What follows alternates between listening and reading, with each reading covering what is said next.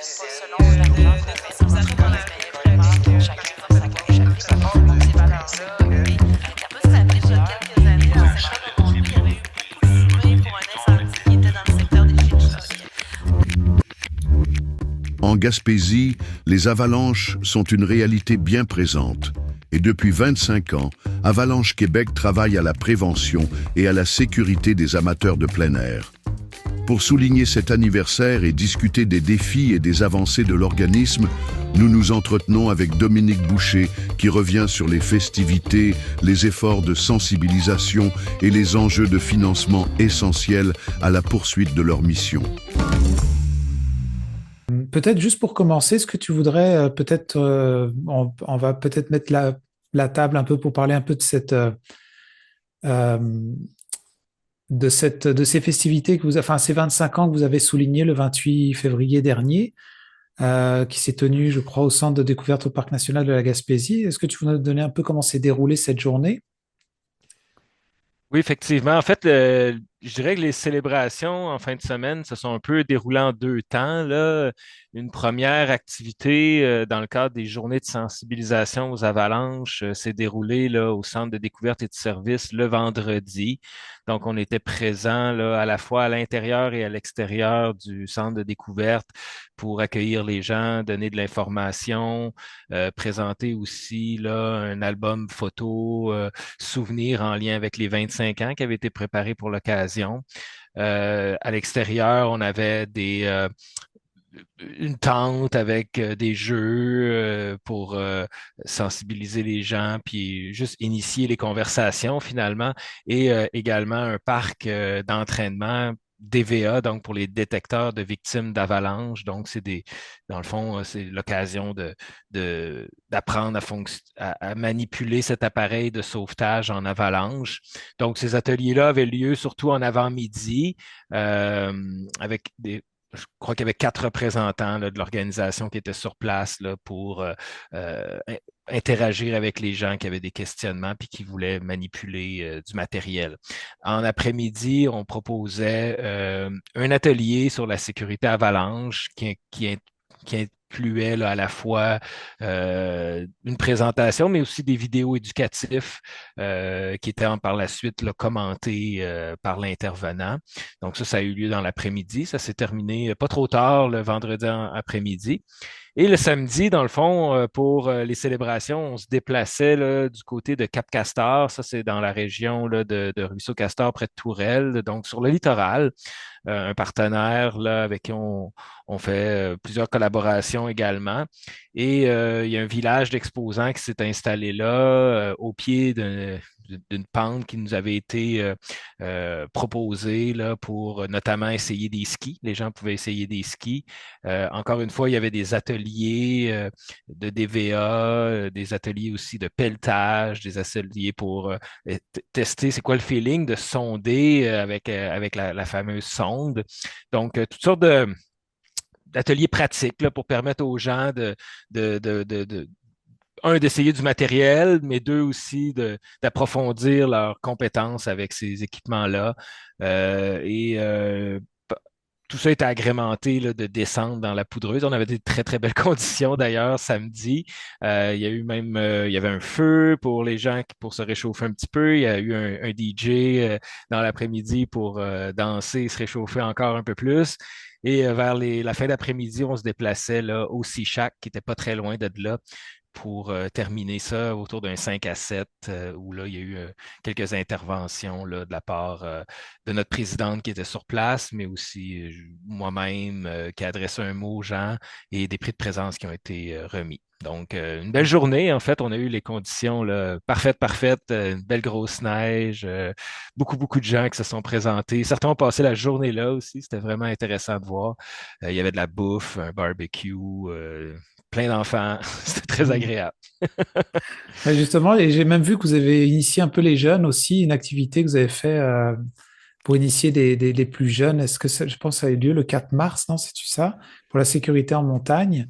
Parce que je me demandais, en fait, je m'amène plutôt à la question, surtout quand tu rencontres comme ça le public jeune et moins jeune, Est-ce que tu rencontres, que tu te rends compte des fois que les gens sont même pas forcément au courant qu'il pourrait y avoir des avalanches dans la région? Des fois, on peut associer ça à des hautes montagnes, les Alpes ou dans l'Ouest canadien, et que ça peut surprendre peut-être même les gens. Est-ce que tu peux en voir comme ça?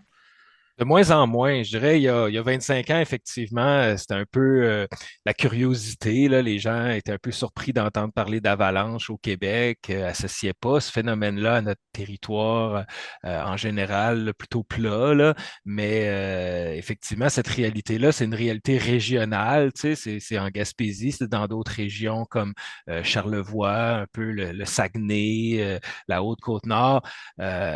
Mais avec le temps, avec le message qui est véhiculé justement depuis 25 ans, avec tout le monde qui a pris des cours aussi, je le mentionnais, là, on est là, dans ces dernières années-là, là, il y a plus de 1000 personnes qui suivent des cours à chaque hiver au Québec. J'ai pas fait le cumulatif sur les 15 ans qu'on a, mais c'est énorme le nombre de gens. Donc, ce qu'on voyait avant, qui était un peu la norme, là, de pas savoir, je me suis fait questionner aussi, je me rappelle, il y a longtemps, sur l'appareil, le DVA en question, on pensait que c'était un MP3 à l'époque ou je sais pas quoi, un Discman. Euh, Maintenant, les gens connaissent cet équipement-là, ont suivi la formation, et s'ils sont des nouveaux pratiquants, eh bien, c'est souvent même les groupes qui se font sensibiliser, c'est-à-dire que j'ai vu des gens dans les groupes de dire, hey, ça serait bien de pouvoir me joindre à vous, mais qu'est-ce que je peux faire? Et les gens disaient, ben, ça prendrait ton cours, puis ça prendrait ton équipement, puis que tu saches t'en servir. Donc, les gens ont pris le relais de notre message et le font à notre place. Donc, de moins en moins, mais c'est sûr qu'il y a toujours des nouveaux arrivants aussi, des nouveaux pratiquants et, dans le sport et il y a quand même du travail qui continue à faire, qui doit être fait. Il y a aussi des nouvelles pratiques. Je pense notamment là, des nouveaux groupes d'utilisateurs qu'on a moins approchés dans le passé, comme genre, les motoneigistes, les grimpeurs de glace notamment. Donc, il y a quand même encore du travail à faire pour continuer à porter ce message-là. Il a 25 ans d'Avalanche Québec, je sais que c'est un long parcours quand même. Est-ce que y a-tu, depuis l'évolution, depuis sa création en 99, en termes de mission, tout ça, il y aurait peut-être des étapes ou des défis importants que vous avez rencontrés au fil des ans que tu voudrais nous partager, que vous avez réussi de fierté ou que vous avez surmonté? Effectivement, un des grands défis là, qui me vient en tête rapidement, c'est l'enjeu du financement. Comme c'était pas un problème nécessairement reconnu, évidemment, il n'y a pas de financement qui était attaché à ça. Et malgré même que c'est un phénomène bien reconnu dans l'ouest du pays, il n'y a toujours pas nécessairement un programme là, prévu où il y a un financement récurrent là, aussi loin qu'on peut voir dans le temps. C'est-à-dire que l'entente qu'on a avec le fédéral, conjointement avec nos partenaires Avalanche Canada, c'est une entente qui a une date de fin en 2029. Donc, évidemment, on travaille déjà là-dessus pour s'assurer qu'on va renouveler ces fonds-là pour la suite. Mais même au Québec, là, j'avais une entente qui arrivait à terme cette année, l'entente principale avec le gouvernement du Québec. On a fait une extension d'une année, mais c'est pas des horizons qui sont très, très longs, là, 3 ans. Là, on rajoute une année, mais nous, on essaie de travailler pour assurer un financement qui soit constant, qui soit prévisible, qui permette un développement à long terme des programmes, puis peut-être même une expansion dans certaines régions où il y aurait des besoins accrus dans le futur. Euh, c'est peut-être plus dans des régions pour l'instant où la pratique n'est pas aussi développée, mais qui pourrait y avoir des besoins dans le futur. Alors, évidemment, le financement est un bon enjeu, mais on a quand même réussi à faire connaître cette réalité avec le temps. C'est passé d'une réalité très régionale à une réalité maintenant qui est portée à l'échelle de la province et même au-delà. On a des pratiquants qui viennent des maritimes, du nord-est des États-Unis. Donc, il y a quand même un message là, qui a été porté assez loin là, pour sécuriser ces visiteurs-là. Euh, Évidemment qu'il y a plein de belles réalisations à travers le temps, là, notamment, je pense juste à la croissance de l'équipe. En 99, j'étais seul. Jusqu'en 2005, on était 3 personnes.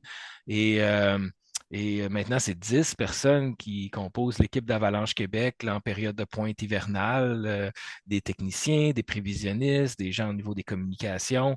Donc, c'est définitivement une équipe là, assez complète là, qui permet là, d'assurer les services 7 jours sur 7 en plein hiver.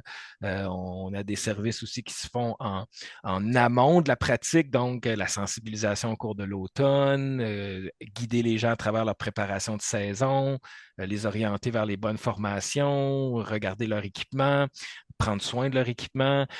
Donc, c'est un programme qui est assez complet, je dirais, et qui est aussi aux normes et aux bonnes pratiques internationales. C'est-à-dire qu'on s'est, avec l'argent qu'on a reçu du fédéral en 2019, la première priorité, c'était de s'assurer que notre programme satisfaisait les normes et bonnes pratiques nationales, mais celles-ci sont basées également sur des consensus internationaux. Donc, je pense qu'on n'a rien à envier à aucun programme d'avalanche sérieux sur la planète. On est là, on fait un travail qui porte fruit parce que la croissance du sport ne cesse d'augmenter.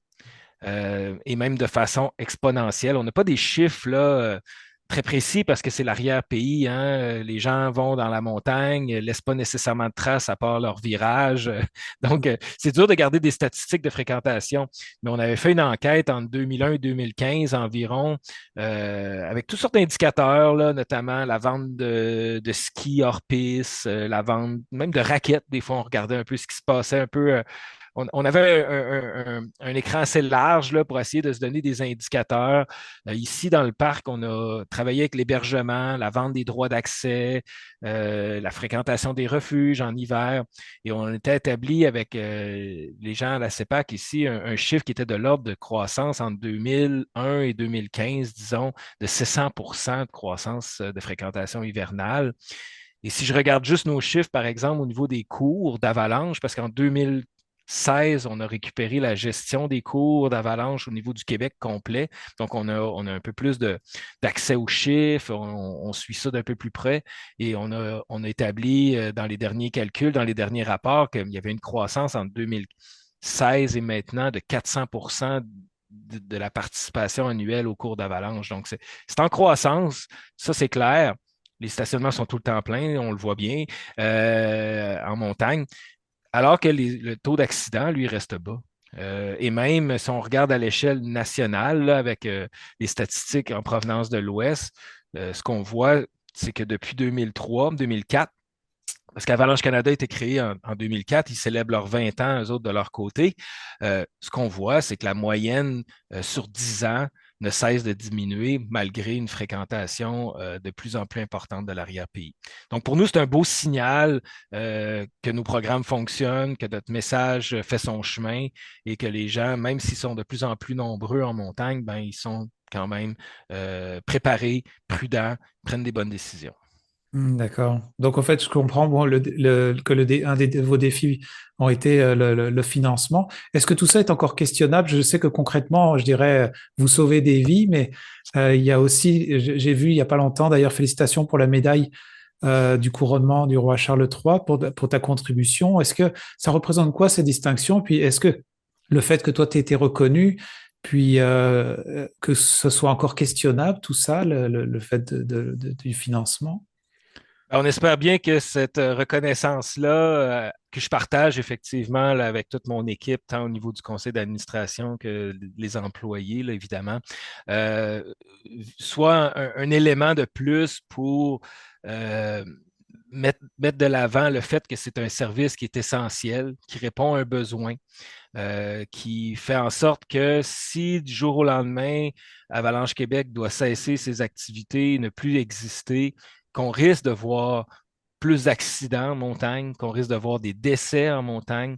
Donc, évidemment, on va mettre de l'avant cette reconnaissance-là pour démontrer le fait que ça répond à un besoin et qu'on doit s'assurer qu'un financement euh, récurrent et, je dirais, à la hauteur des besoins là, Parce Mhm. que j'ai envie de dire, des fois, il y a eu de l'inflation là, au niveau des coûts de la vie, mais les subventions n'ont pas nécessairement suivi avec le temps, là. Donc, il faut s'assurer aussi que ça suive et que ça soit prévisible. Donc, on espère bien qu'une reconnaissance comme ça qui vient, dans ce cas-ci, du gouvernement fédéral, de la Chambre des communes, donc, puisse faire son chemin également pour démontrer, hey, il y a quelque chose d'important qui a été mis en place.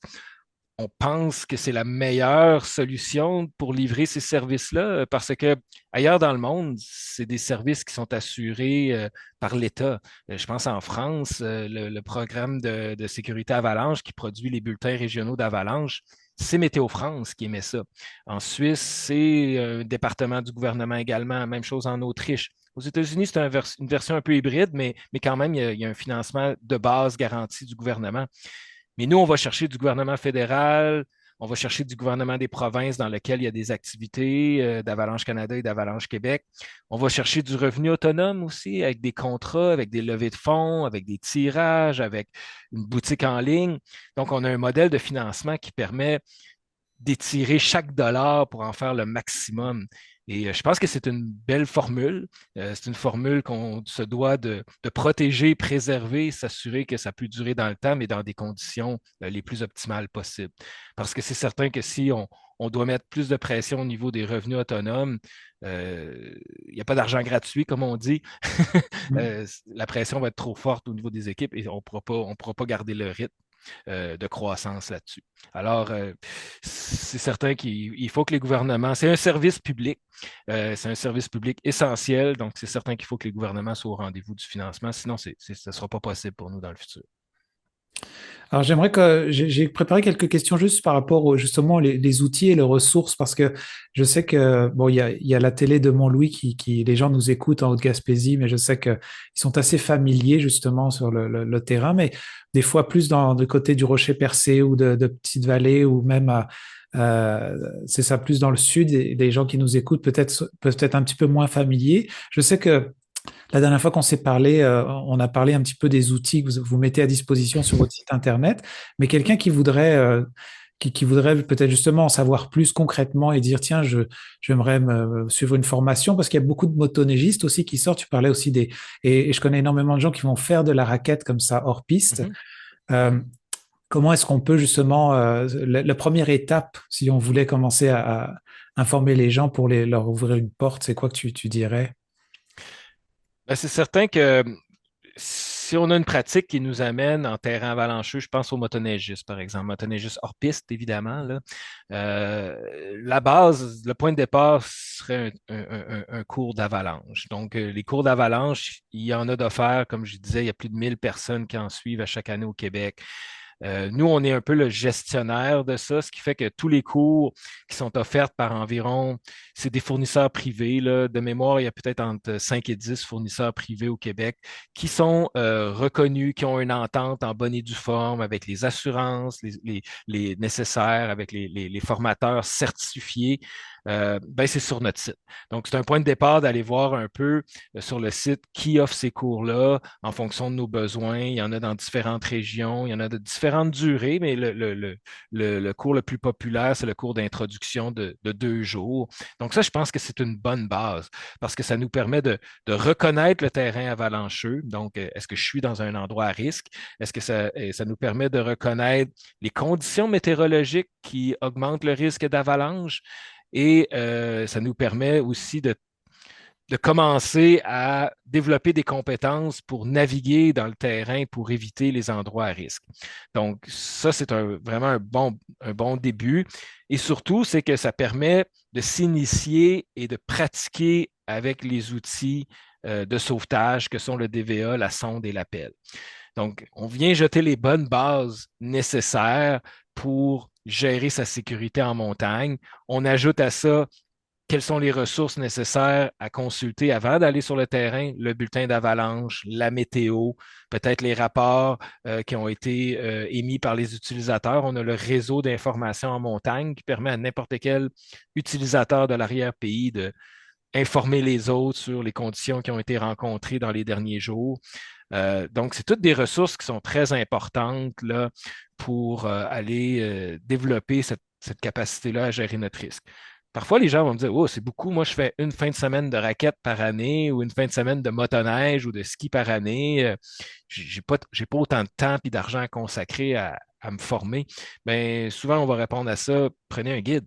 Il y a des guides professionnels dans la région ici que leur travail à eux, c'est de vous amener à la meilleure place en fonction de votre niveau, en fonction des conditions du jour, vous amener en toute sécurité en vous fournissant le matériel, en vous initiant sommairement à tout ça.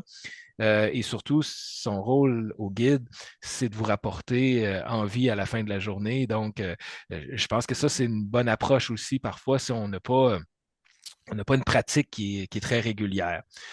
Euh, Parfois aussi, on nous pose des questions. Par exemple, des utilisateurs comme des gens en raquette vont nous questionner. Et souvent, ben, par exemple, si on s'en tient aux sentiers balisés là, dans le parc, c'est des endroits où il n'y a pas de risque d'avalanche, les sentiers balisés. S'il y en a, si ça traverse des zones, et j'en ai quelques-uns en tête, notamment au Mont-Albert, eh bien, c'est indiqué sur le terrain, zone d'avalanche, ne pas s'arrêter. Donc, on invite les gens à circuler, ne pas prendre de pique-nique en dessous de la pente à Mm. risque d'avalanche. Mais si on s'en tient aux sentiers balisés, de façon générale, il n'y a pas de risque. Si on sort des terrains balisés ou signalisés, là, c'est une autre histoire et effectivement, il faut le gérer. Puis je sais que quand on va voir votre site internet, vous avez quand même une information qui est mise à jour, je pense tous les jours hein, durant la saison hivernale. Les gens peuvent aller voir, se renseigner. Je pense que vous avez même une application. Est-ce que tu veux nous en parler un petit peu justement pour pouvoir s'informer avant de partir? Oui, oui, effectivement, on a le bulletin d'avalanche qui est notre produit phare là, d'information sur les conditions puis le niveau de danger d'avalanche dans la région des Chic-Chocs ici. C'est mis à jour tous les jours, du 1er décembre au 30 avril, à moins qu'il n'y ait pas de neige, là, mais normalement, là, lorsque les conditions sont propices, c'est mis à jour à tous les jours à 18 heures. Donc, on a une équipe qui est en montagne durant la journée, revient, compile les données, font une analyse et émettent un bulletin. Ce bulletin-là est disponible sur notre site Internet, évidemment, mais également disponible sur une application mobile qui s'appelle Ski de Gaspésie, qui est une application qui se propose en deux versions. Il y a une version de base qui est gratuite et cette version-là permet d'avoir effectivement dans votre poche le bulletin d'avalanche, les informations, par exemple, sur le processus de planification quotidienne, quelques données météo, donc les ressources de base qu'on retrouve là sur notre site Internet qui sont accessibles gratuitement, donc on peut l'avoir sur le téléphone. Il y a une version professionnelle payante, une version pro payante, disons, qui, elle, est plus une espèce d'aide à la navigation en montagne, c'est-à-dire que ça permet de géolocaliser la personne. Et là, il y a des informations sur les différents itinéraires qui étaient présentés dans le livre guide des itinéraires des Chic-Chocs, qui est en version papier, là, qui a existé de 2011 à 2018, disons. Après ça, on s'est mis à l'ère numérique et l'application a pris le relais. Mais ça, c'est un abonnement qui est nécessaire. C'est 5 par année pour pouvoir utiliser ce produit-là. Ok. Et là, je me souviens que la dernière fois qu'on s'est parlé, c'était avant que la saison commence. Là, on est le lundi 3 mars. Comment se passe la saison en ce moment? Est-ce que c'était un peu selon les prévisions que tu avais fait au niveau de la qualité, on va dire, pour pouvoir sortir, faire du plein air, mais aussi comment se place votre saison en général avant Avalanche Québec? Je dois dire, après une petite déception, là, disons fin décembre, là, où on a eu un gros redout, puis même que nous avons cancellé toutes les opérations durant le temps des fêtes, là, il y avait juste pas de conditions pour permettre de se déplacer en montagne suite à une bonne pluie, une bonne chaleur. Depuis ce temps-là, on a une très belle saison. Là. Ça a commencé dans la deuxième, entre le 5 et le 10 janvier, où on a reçu par endroits jusqu'à 1 mètre de neige. C'était assez soutenu, donc ça a mis les bases là, pour la suite. Et depuis ce temps-là, ça a été quand même, on a eu du bon temps froid, des précipitations régulières, juste dans les dernières 2 semaines, je pense que c'est près de 2 mètres de neige qui est tombé. Donc, c'est vraiment des conditions là, idéales. C'est un bel hiver, là, Ça fait longtemps, dans l'équipe, on en parlait justement ce matin, là, ça fait longtemps qu'on n'avait pas vu certains secteurs aussi enneigés. À nos stations météo, on est au-dessus de la moyenne là, des 15 dernières années depuis maintenant presque 2 semaines et demie. Donc, évidemment, l'engouement est tout là. Les équipes sont motivées, même si parfois la fatigue peut s'installer. Au moins, la neige est là, puis c'est intéressant d'aller en montagne. Donc, non, c'est une très, très belle saison de ce côté-là. Petite ombre au tableau pour jeudi cette semaine avec le redout annoncé. Là, on risque de voir une première pluie là, en presque 2 mois et demi là, qu'on n'en avait pas eu. Donc, mais ça, Donc là, pendant la semaine de relâche, on pourrait quand même avant peut-être en profiter quand même. effectivement, le mot d'ordre, notre prévisionniste météo là, spécialisé l'a écrit dans sa prévision ce matin. Là, il disait d'ici jeudi, profitez-en comme s'il n'y avait pas de lendemain. Okay. Parce que ça risque de se gâcher un petit peu. Là. Okay. Et par la suite, il y a d'autres neiges qui s'en viennent, mais ça peut reprendre un petit moment avant de reconstituer des conditions là, intéressantes. En tout cas, merci beaucoup Dominique pour ton temps. Ça me fait toujours plaisir. N'hésitez pas s'il y a autre chose, n'importe quand, faites-nous signe. Puis toujours agréable d'avoir une conversation. De façon, ça, chacun dans sa gauche, chacun dans sa gauche.